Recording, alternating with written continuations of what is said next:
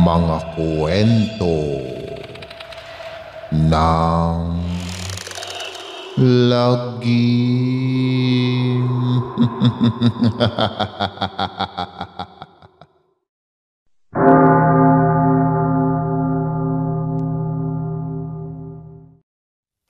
Kamusta mga giliw naming tagapakinig?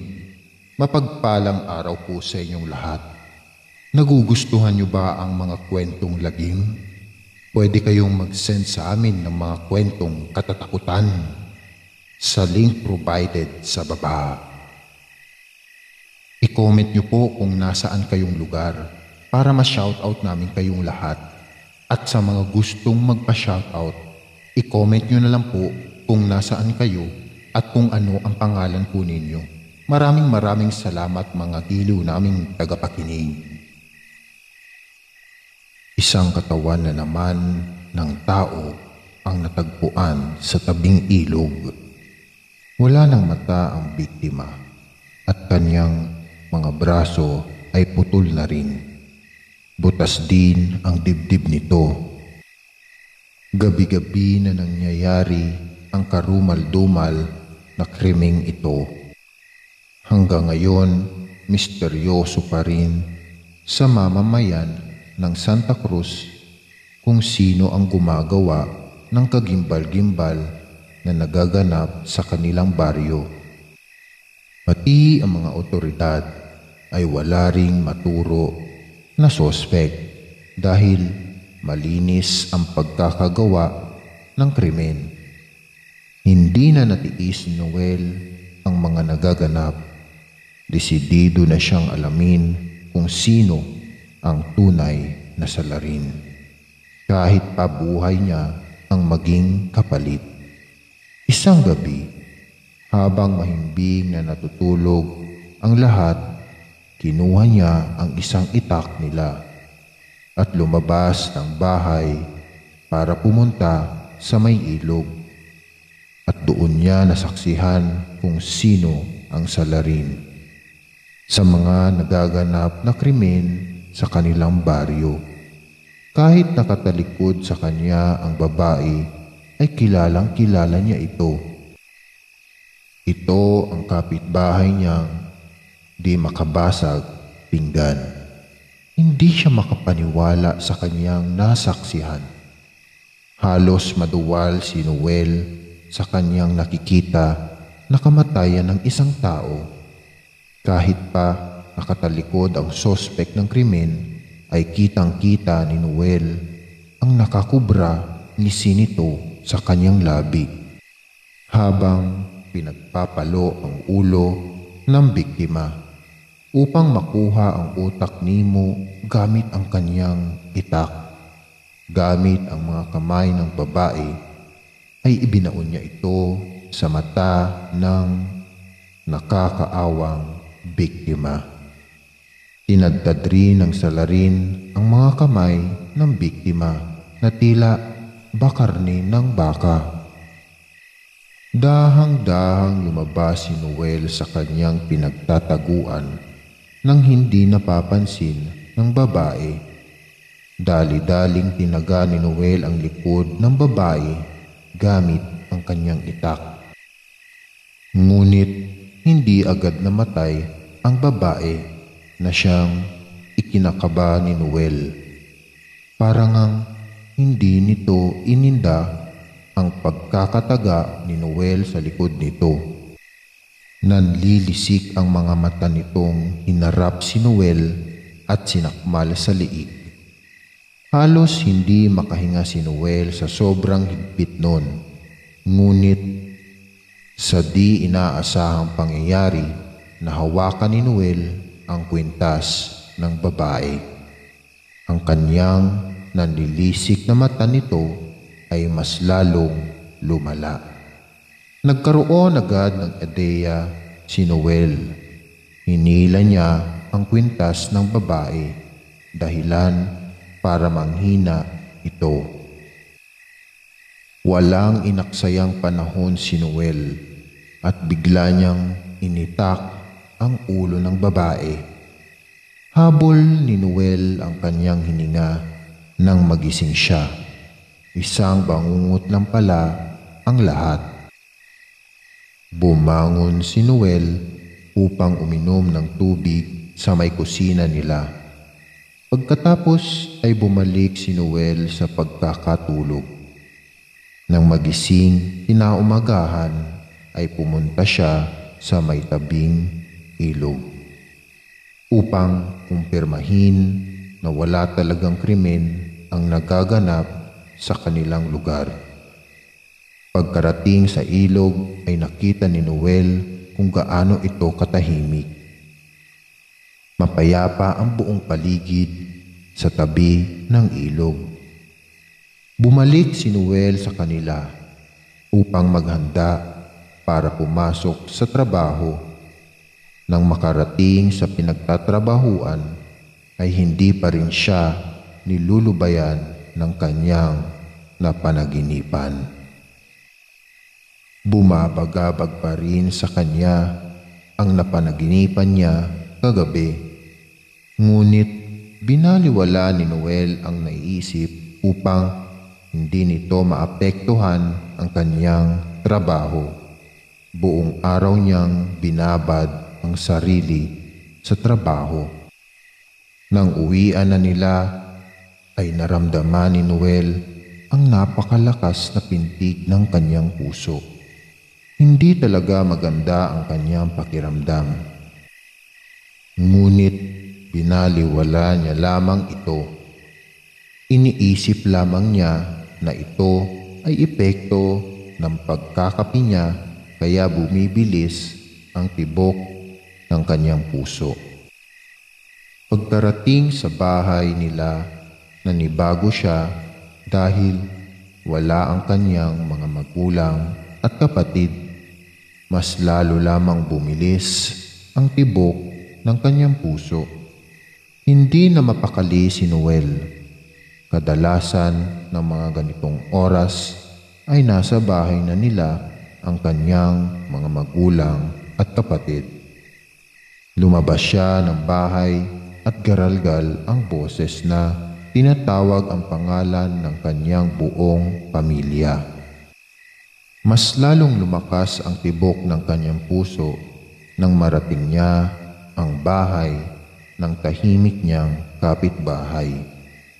Dito nakatira ang babaeng nakita niya sa kanyang panaginip na pumapatay ng tao. Kahit nangingibabaw ang kaba, ay kinatok niya pa rin ang pinto nito. Bumukas ito at iniluwa ang kanyang kapitbahay na di makabasag pinggan. Tinanong niya ito kung nakita ba nito ang kanyang pamilya. Ngunit iling lamang ang sinagot at sinabihan siya napuntahan ang kapitbahay nila, nakakalabas lang ng bilibid na ang kanyang pamilya ang nagpakulong. Bago siya pinagsarahan ng pinto, dali-dali siyang pumunta sa sinasabing bahay upang itanong ang tungkol sa kanyang pamilya. Ngunit sinagot rin siya nito na hindi nito nakita ang kanyang hinahanap. Hindi naniniwala si Noel. Sinabihan niya ito na gumanti ito dahil pinakulong siya ng kanyang pamilya. Ngunit sinagot lamang siya nito na kahit pa makulong siya, ulit ay alam niyang wala siyang kasalanan sa pagkawala ng pamilya nito. Walang nagawa si Noel. Halos nawala na si Noel ng pag-asa na makita ang kanyang pamilya. Laglag ang dalawang balikat niya nang umuwi siya sa kanila at doon umiyak. Habang patuloy sa pag-agos ang masaganang luha ni Noel mula sa kanyang mata, ay nakarinig siya ng tinig. Para bang inaakit siya ng tinig na ito. Dahan-dahan niyang sinundan ito upang makita kung sino ang nagmamay-ari ng tinig. Habang papalapit ay tila ba kilala niya kung sino ang may-ari nito. Nang matunto ni Noel ang boses, ay biglang nanglamig ang kanyang buong katawan. Tila ba hindi siya makagalaw. Nais niya mang lapitan ang kanyang pamilya ay hindi niya magawa. Nakita niya kung paano pumikit ang kanyang nakakabatang habang kumakanta, na kahit iniinda na nito ang galos at sugat sa kanyang katawan ay nakukuha pa rin itong kumanta. Ramdam na ramdam ni Noel ang hirap na dinadanas ng kanyang buong pamilya. Natauhan lamang si Noel nang tawagin siya ng isa niyang kapatid. Dali-dali siyang lumapit dito at umiyak na tinatanong ang mga ito kung sino ang gumawa sa kanila ng ganong klaseng krimen. Nakita niya ang kanyang ina na sobrang hirap na dahil sa pinaghalong sakit at pagod. Nakita niyang putol na ang mga daliri ng kanyang ina. Puno rin ng sugat ang buong katawan nito. Nalingunan din niya ang isa pang kapatid na lalaki na nanaligo sa sariling dugo nito at wala ng ulo. Hindi maubos-ubos ang luha ni Noel dahil sa nasaksihang patay na ang isa niyang kapatid. Samantala, ang kanyang ina at dalawa pang kapatid ay nahihirapan na ring huminga na tila ba anong oras ay mawawala ang mga ito. Umiyak si Noel habang tinatanong ulit ang mga ito kung sino ang gumawa sa kanila ng nasabing krimen. Ngunit sinabi lamang ng mga ito na umalis na siya doon at mag-report sa mga pulis. Sinabi din sa kanya ng kanyang pamilya na mag-ingat siya at huwag magpapakita kay Lisa, ang babaeng kapitbahay nila, na napakatahimik.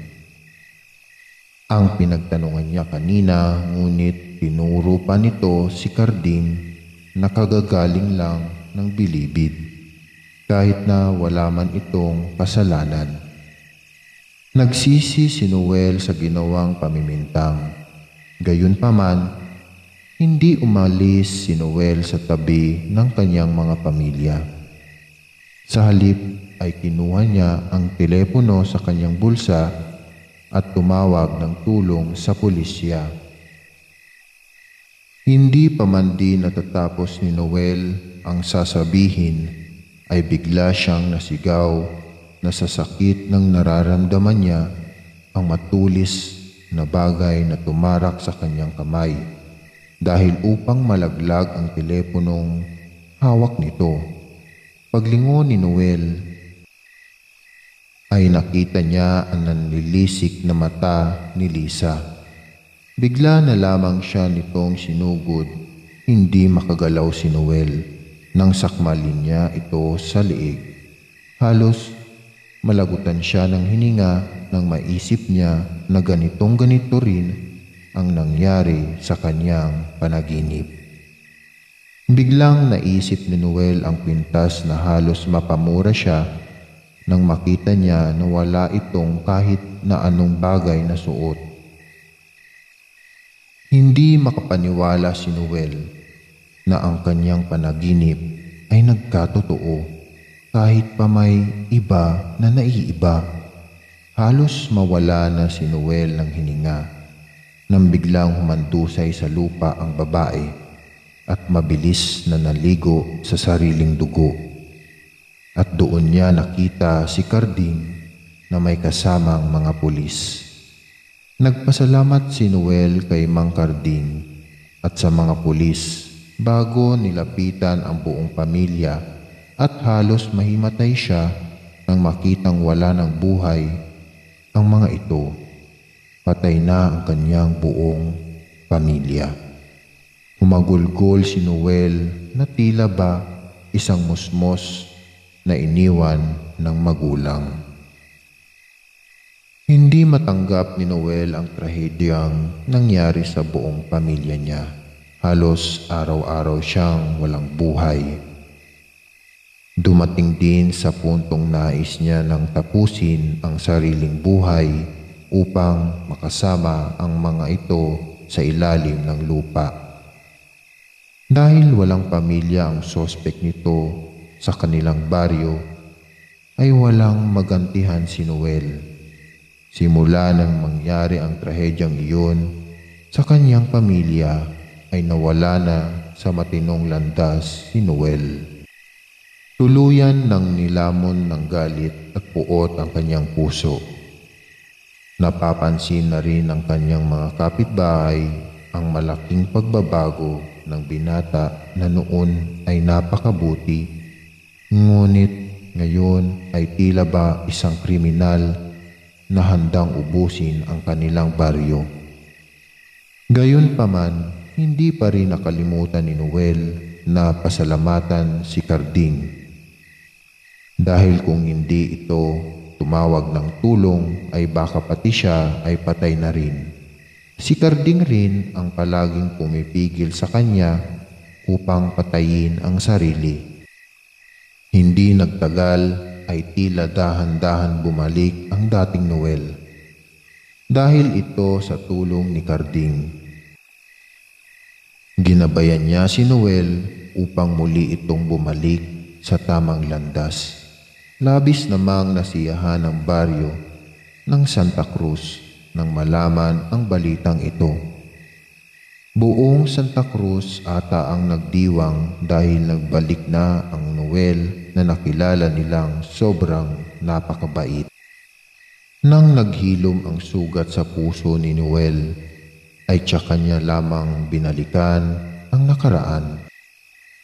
Tinanong niya rin si Carding kung bakit siya nito tinulungan, gayon ang kanyang pamilya ang dahilan kung bakit nakulong siya ng halos 10 taon. Tinanong niya rin ito kung paano niyo nalaman ang ganoong klaseng pangyayari. Nagulat si Noel, biglang lumuhod sa harap niya si Carding at paulit-ulit na humingi ng tawad. Inamin rin ni Carding ang totoo na anak niya si Lisa. Halos hindi makapaniwala si Noel sa narinig niya.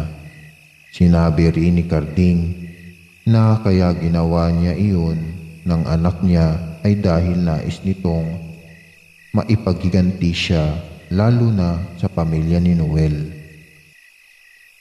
Inamin rin ni Carding na hindi totoo ang binibintang na kasalanan ng pamilya ni Noel kay Carding.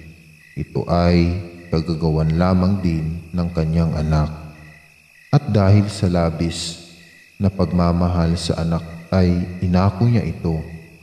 Sa loob lamang ng bilangguan, siya namulat ng labis na ang pagmamahal niya sa anak na dumating na sa puntong kaya na nitong gumawa ng masama.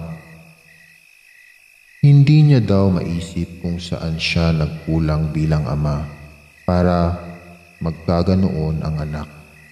Ngunit naisip rin nito na marahil nagkaganoon ang anak ay dahil sa kasalanan na ginawa niya sa ina nito. Inamin rin ni Carding kay Noel na siya mismo ang bumaril kay Lisa sa may tabing ilog. Hindi halos maproseso ni Noel ang mga inamin sa kanya ni Carding, ngunit nagawa niyang tawagan ang mga otoridad upang ipaalam ito. Walang imik na sumama naman si Carding. Ani pa nito ay handa na siyang magbayad sa mga kasalanang nagawa niya. Lumipas ang ilang buwan ay naiisip ni Noel ang punot dulo ng trahedyang nangyari sa kanyang pamilya. Hindi isang kriminal si Lisa, Biktima lang din ito ng nakaraan.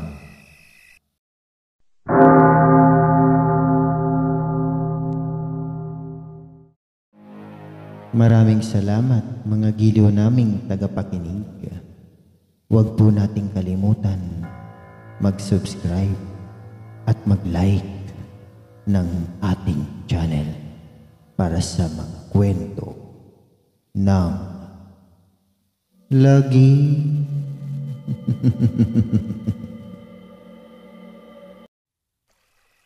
Hindi isang kriminal si Lisa. Biktima lang din ito ng nakaraan. Naisip niya rin na nangangailangan si Lisa ng tulong upang maalis sa pagkakakulong sa nakaraan. Natanggap din ni Noel ang nakakatindig balahibo na nangyari sa kanyang pamilya. Dinalaw niya ang puntod ni Lisa upang humingi ng tawad dito. Namuhay si Noel ng tahimik at nakapag-asawa na rin siya. Lagi niyang ikinukwento sa kanyang mga anak ang pangyayaring iyon. Akala ng lahat ay tahimik na ang baryo ng Santa Cruz. Ngunit isang pangyayari ang kumimbal dito.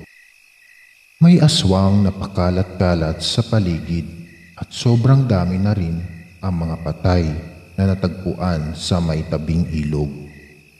Nasaksihan ng buong pamilya ni Noel kung paano patayin ng aswang ang biktima nito. Iniitak nito ang biktima, pagkatapos ay kakain kahit hilaw pa. Nakakatindig, balahibo ang mga pangyayaring ito. Sa takot ni Noel na mangyari ulit ang nangyari sa kanyang pamilya noon, ay ninanais nilang lisanin ang baryo ng Santa Cruz. Nang paalis na dapat sila, ay hinarang sila ng aswang. Tumakbo sila sa abot ng kanilang makakaya, ngunit sadyang mabilis ang aswang. Kinuha nito ang isa sa mga anak ni Noel, kaya napahinto si Noel at ganun din ang asawa niya. Nagmakaawa si Noel sa aswang na bitawan ang kanyang anak at siya na lang ang patayin nito. Ngunit tila ba wala itong narinig. Gamit ang matulis na kuko nito ay nakita ni Noel na binunot nito ang mata ng kanyang anak at kinain. Nakita ni Noel na hindi lang pala isa ang aswang sa baryo nila. Marami pala ito. Kinuha nito ang kanyang mga anak at asawa. Napaluhod si Noel sa lupa nang naramdaman niyang hinampas ng itak ang kanyang batok. Dahilan para manghina siya at nagdilim ang buong paningin niya.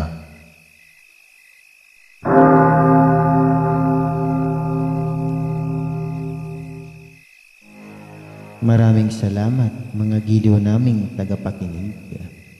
Huwag po nating kalimutan mag-subscribe at mag-like ng ating channel para sa mga kwento ng lagi.